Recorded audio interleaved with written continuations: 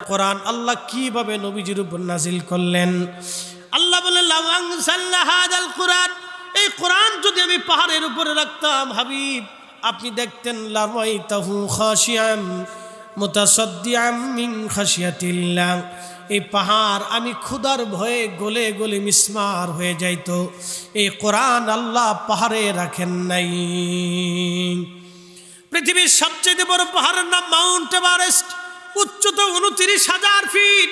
বরাবর যদি আপনি হিসাব করেন তাহলে প্রায় 16 মাইল পর্যন্ত লম্বা উঁচুতে এত বিরাট বড় একটা পাহাড় আমার আল্লাহ।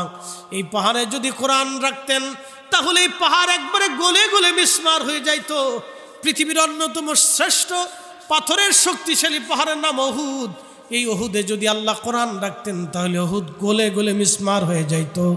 পৃথিবীর অন্য পাহাড়ের নাম জাবালে তুর, এই তুর পাহাড়ে যদি আল্লাহ রাব্বুল আলামিন কোরআন রাখতেন তাহলে এই পাহাড় ভস্মীভূত হইয়া একেবারে মিসমার হয়ে যাইত। কিন্তু এই কোরআন আল্লাহ তার নবীর কালব মোবারকের মধ্যে জমা করলেন। 23 বছরের জীবনে 22,000 বার জিবরাইলের আগমনে আমার আল্লাহ 114টি সূরার বিন্যাসে এই কোরআন আমার আল্লাহ নবীর কালবে রেখে দিলেন। একবার জোরে বলা যাবে কি আল্লাহু আকবার। তাহলে আমাকে বলেন ওই কালবের ওজন কত? যেই কোরআন পাহাড় ধরে রাখতে পারে না, পাহাড় মিসমার হয়ে যাওয়ার কথা, যেই মাউন্ট এভারেস্ট পারে না, ওহুদে পারে না, সুরে পারে না, আইরে পারে না, রহমতে পারে না, তুরে পারে না, আবা কুবাইসে পারে না, পৃথিবীর কোনো পাহাড়ে যেই কোরআন ধরে রাখতে পারে না, সেই কোরআন নবীজির কালবের ভিতরে আল্লাহ জমা করলেন। তাহলে কালবের শক্তি কত আমার একটু বুঝান।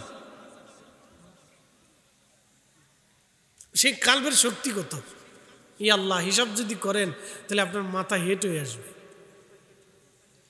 এই জন্য রসুল বলতেন আমি ঘুমাই কিন্তু লা ইয়ানামু কালবি, আমার কালব ঘুমায় না, এটা জাগ্রত থাকে, সব দেখে। একসাথে কেন আল্লাহু আকবার। আমি ঘুমাই, আমার চোখ ঘুমায়, লা ইয়ানামু কালবি, আমার কালব ঘুমায় না, এটা জাগ্রত থাকে।